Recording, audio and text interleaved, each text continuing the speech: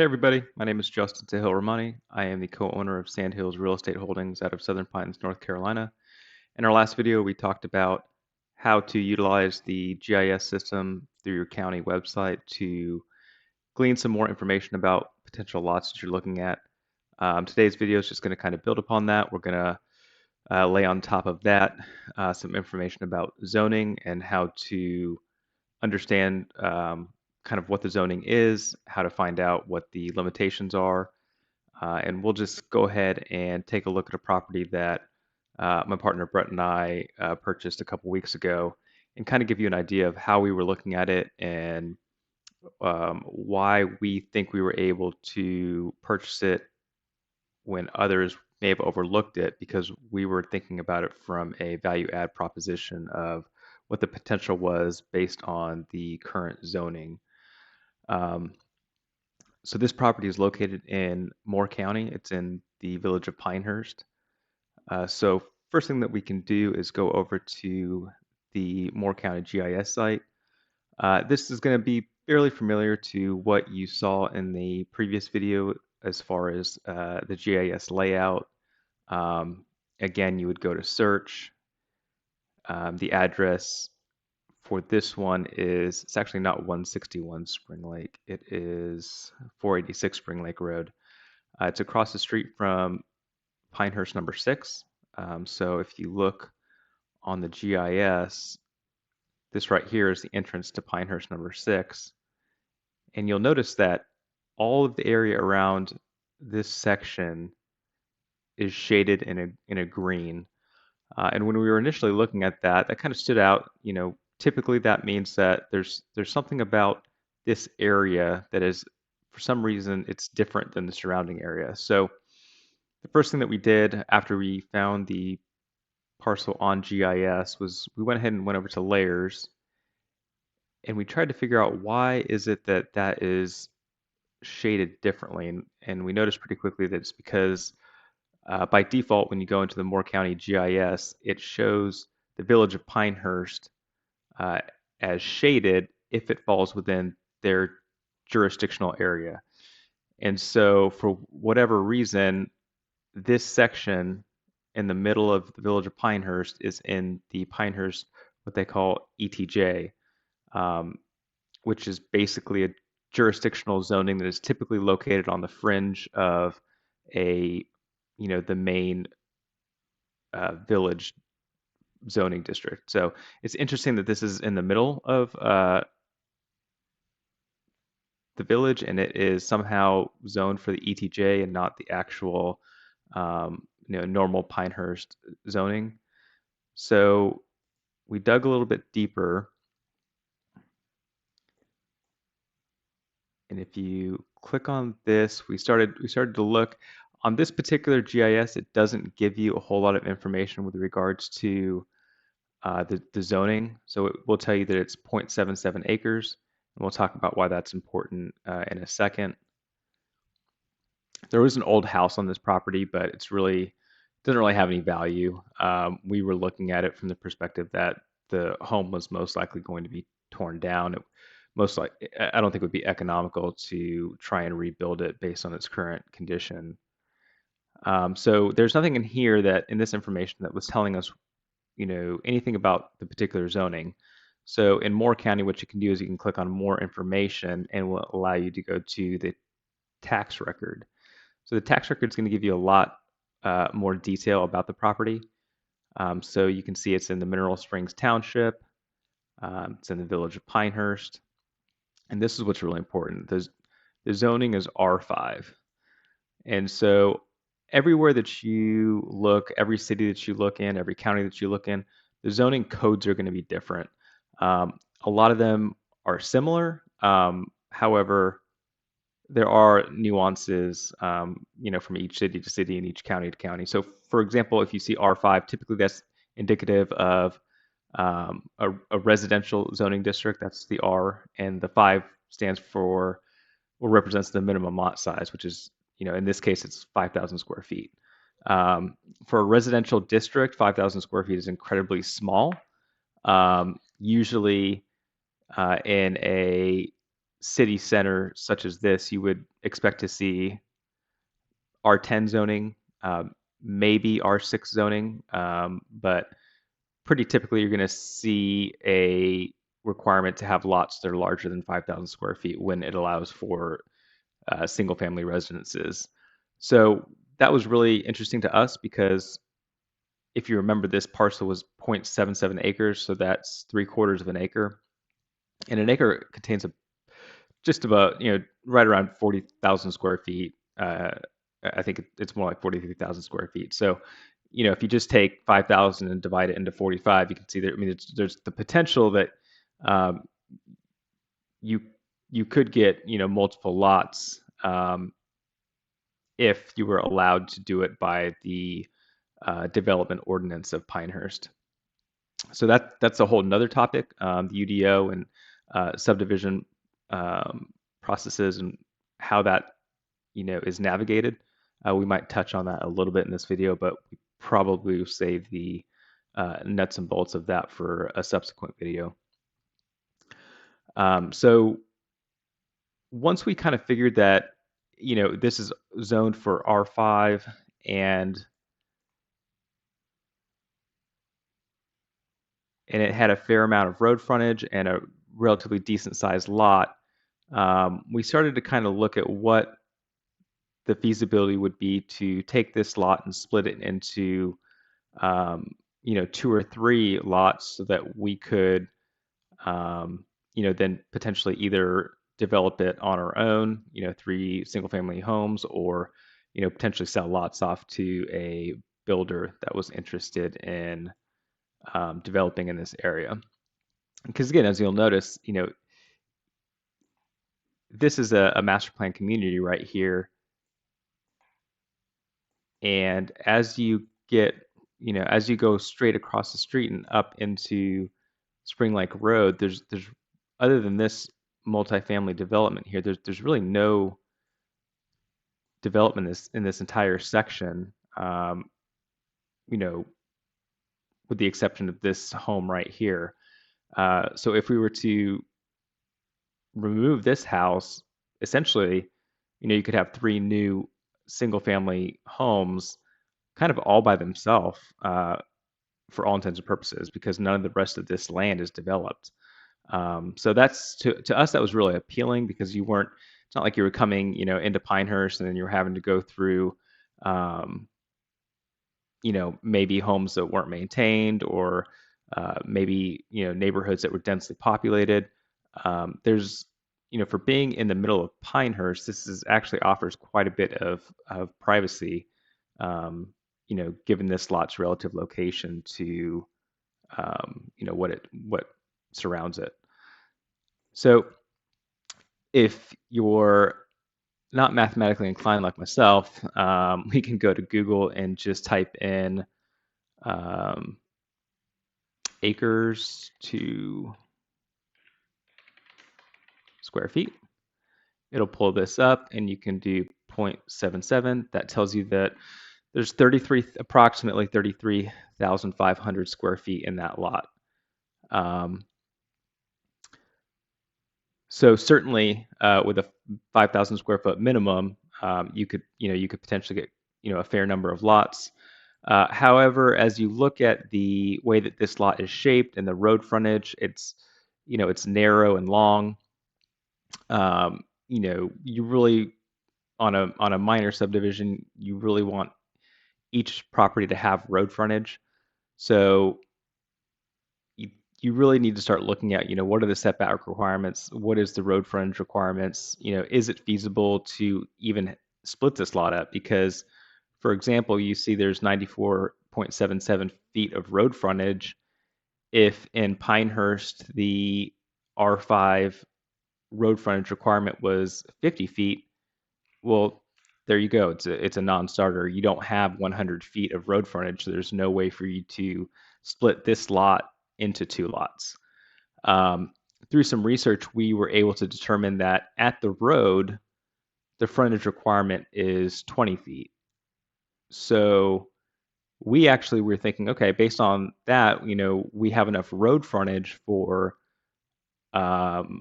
3 single-family homes, and then the um, lot width requirement at basically in front of the house is 40 feet. So we'd kind of have to play to the road frontage, and then the fact that this lot kind of widens as it goes back in order to get the 40 feet and maintain the 20 foot at the road. So on some of these tighter lots, and it can kind of be challenging to kind of put everything together. And it may not work out perfectly. Maybe we don't get 3 lots, maybe we get 2 lots. Based on the homework that we've done, we feel fairly confident that 3 is certainly achievable. Um, and that's only because in the state of North Carolina, they have what's called an exempt platting process. So um, typically every municipality is going to have different requirements for what a minor subdivision looks like. How many lots you can create, what the different requirements are, and then they'll have a separate process for a major subdivision. And typically major subdivisions, you're talking about um, roads that are built and developed to Department of Transportation standards, curbs, gutters, drainage, you know, ponds. You know, that's big dollars. If you can stay in the minor subdivision world, you're typically limited on the number of lots that you can create, but you don't have all of the infrastructure costs associated with paved roads, curbs, gutters, and all the engineering that goes into that. However, in the state of North Carolina, there's 2 very interesting exemptions when it comes to subdividing land. The 2 that we deal with the most are what they call the 2 into 3. So that is if you have a lot that is 2 acres or less, you can split that lot into a maximum of 3 lots. But the caveat is that every lot that you create has to conform to the underlying zoning. So, if this was R40, you wouldn't be able to do that because you'd need 40,000 square feet, per lot. But because it's R5, you only need 5,000 square feet per lot. So this lot is under 2 acres, and the underlying zoning, per lot is 5,000 square feet. So we can use that exemption to, basically, for lack of a better term, circumvent, whatever the local subdivision requirements are to be able to turn this lot into 3 lots. The other exemption is if you have a large acreage parcel, say you have a 100-acre parcel, just for easy math, you can do 10 acres or more, you can slice that out by exempt, through the exempt plat process. So you could do 10-acre tracts, and really that's more or less by right. You just have to get the surveyor out there to do the work and um, get the map over to the county so that they can record it. So that's how we went into this deal. Basically looking at it as a value add. We can take this 1 lot, we can go through the exempt plat process and turn it into 3 lots. Some of the other homework that went into that, again, was ensuring that the zoning was correct. We went ahead and called the village planner, had a conversation with them. Just wanted to confirm, because it is very uncommon to see R5 in an area like this. And yeah, they confirmed that everything was correct on the GIS, and that was in fact the correct zoning designation. From there, we went to the Pinehurst UDO, the development ordinance, and every city and county typically has something similar to this, where it pretty much outlines not only zoning and subdivisions, but everything else that goes into how that city or county or municipality is run on a day-to-day basis. For the sake of time, we were able to go ahead and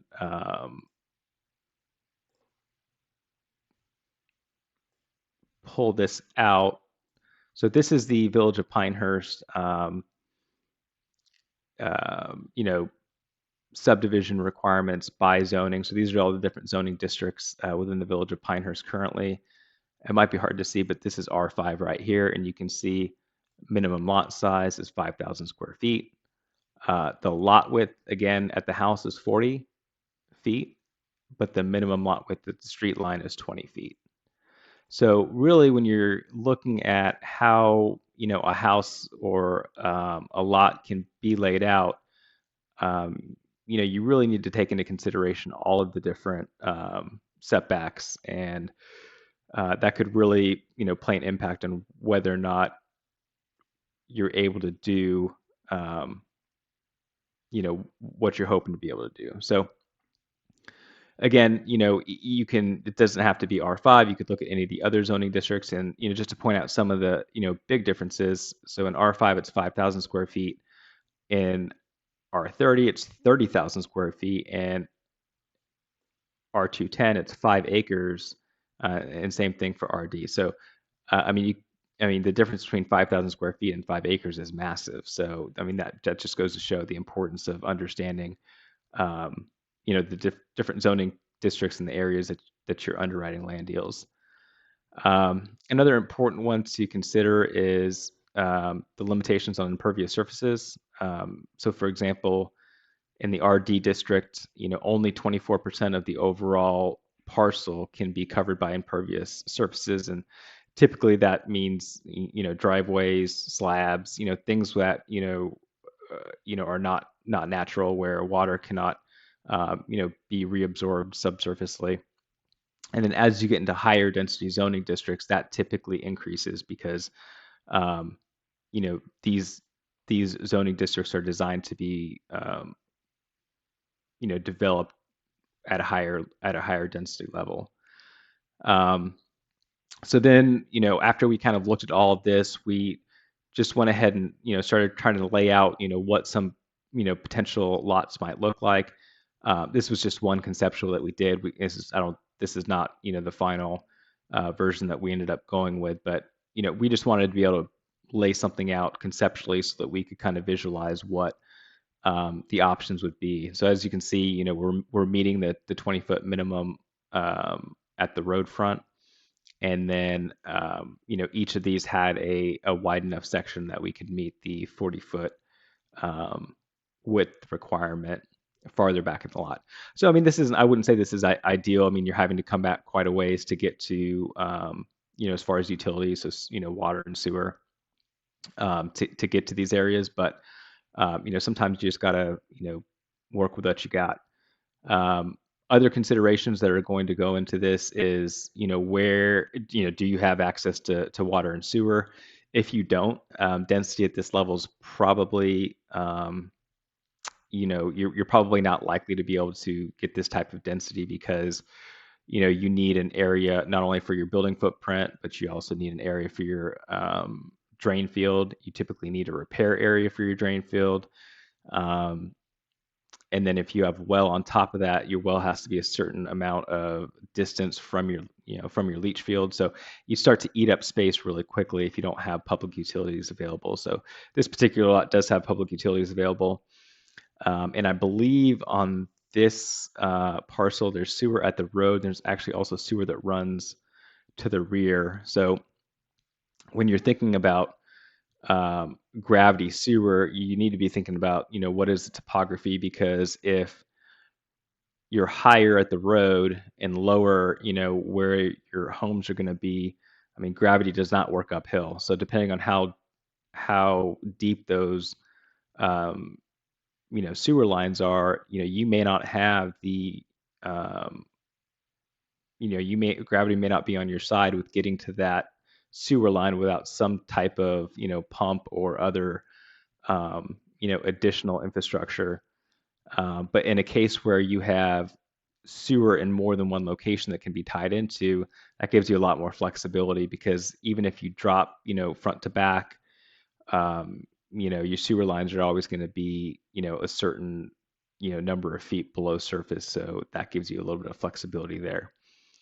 Water, not as much, not as big of a deal. I mean, water doesn't necessarily care, if you're going up or down, because it's under pressure. So Definitely when you're looking at lot layout and sewer, just because sewer is there doesn't mean that it can be tied into. It doesn't mean that it's going to be economically feasible to do so. So those are just some things to kind of think about. And you can do that when you're on the GIS.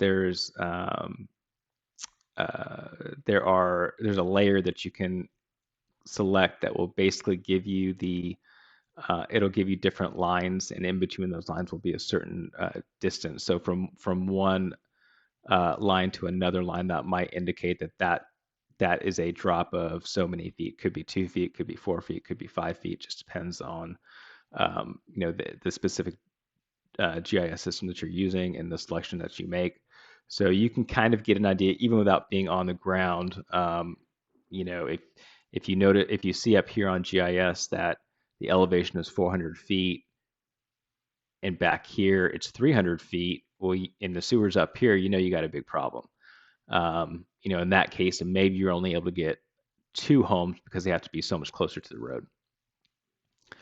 Um, so this was our initial conceptual plat. I think we ended up going with something different than this ultimately, because really at that point you kind of leave it up to the surveyor to decide what is the best way to lay these lots out based on the lot shape and the required setbacks, as well as what size homes you're hoping to be able to fit on the lot. Okay, so that covers kind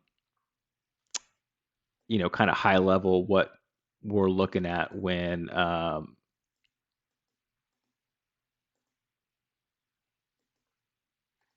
we're trying to decide whether or not a parcel is worth pursuing.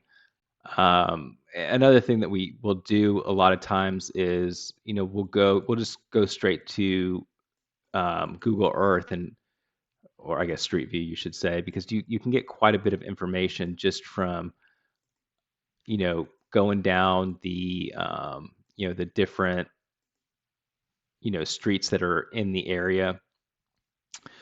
And what we would look at is, is there an indication that there's public utilities in the area? Because Moore County doesn't have that as a layer. You can't just do a selection and see where all the water and sewer lines are.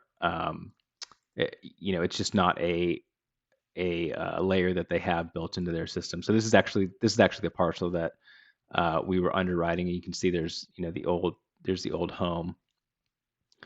Um, and so we started kind of looking at Street View, trying to say, okay, what is around this, and outside of one or two homes, there really wasn't any other development on this street. And we noticed right here that there was a fire hydrant. So if there's a fire hydrant, that there's, if not public water going, across the property, it's very close, which is a good sign. So that kind of gives you an idea. Okay, well, there's probably at least public water in the area. And you'll notice here, you can tell that this is an old well house. So there's a well at one time that serviced the home, and it could have been that at that time, water just wasn't available, and at some point that was added. Again, here you can see there's a sewer manhole. So now we know, okay, not only is there water, but there's sewer. Again, you need to call to make sure that these lines don't terminate here and that they continue to run, in front or behind or beside the property that you're purchasing. And then you need to, determine, is it a force main sewer, which would mean that this is a pressurized system, which is, if you can tie into it, significantly more expensive, or is it a gravity system? And if you can tie into that, that's the best case scenario. So again, yeah, we just kind of go down the street, kind of see what does the neighborhood look like? Are the homes, decent? And there was really nothing that, we know the area, very well, so you know, we weren't real surprised, um, to kind of look at the surrounding area. But you kind of always want to just do as much due diligence as you can before you start wasting your time, getting in your car, driving out, scheduling appointments to go view properties when you could probably spend 10 minutes or 15 minutes on the computer, from your desk, and just kind of determine whether or not um, what you're trying to do is feasible. So you'll notice that this is the entrance to the to how you access that property. Um, and this right here across the street is the entrance to Pinehurst number 6, which um, is a really nice subdivision in the village of Pinehurst. So um, we felt pretty strongly that this would be very desirable for a developer. I mean, it's not an HOA. There's no deed restrictions. They can get a pretty high density with being able to build 3 homes at once. So at that point we decided, hey, we're checking all of our boxes. Let's go ahead and pursue it. So that process to underwrite that entire deal from the time that it hit the market to the time that we were on the phone with the agent making the offer was probably less than 30 minutes. And a lot of times we'll call agents, and you know they won't even realize that the listing has hit the MLS or has hit Zillow. um, and it's that quick that we identify the property, do a quick and dirty underwriting of whatever information is available through GIS and other public records online, and just go ahead and make the decision. um, Sometimes that involves us having to put money on the line before we ever put boots on the ground, but sometimes that's what it takes. And obviously we try to have the ability to get things under contract with earnest money and enough time to do proper due diligence. But um, it's just some deals that's just not feasible. So the better that you can leverage systems like GIS, like Street View, kind of identifying infrastructure, through Street View, and using all of those resources to your advantage, the quicker that you'll also be able to, underwrite deals and jump on opportunities when they come up.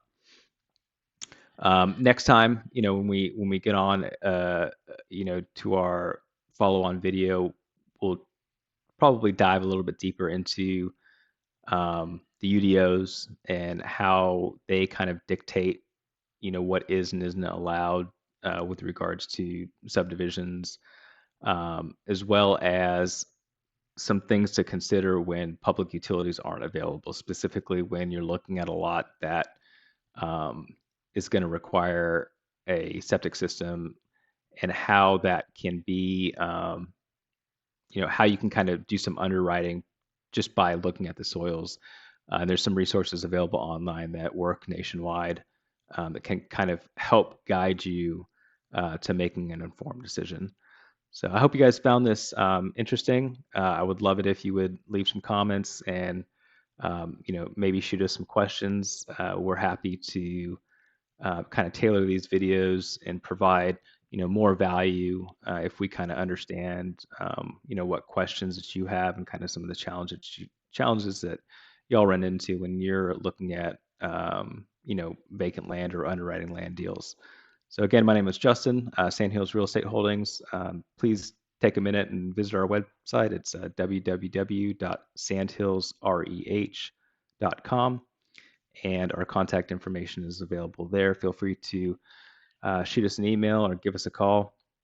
And if there's any way that we can help you out, we'd be happy to do so.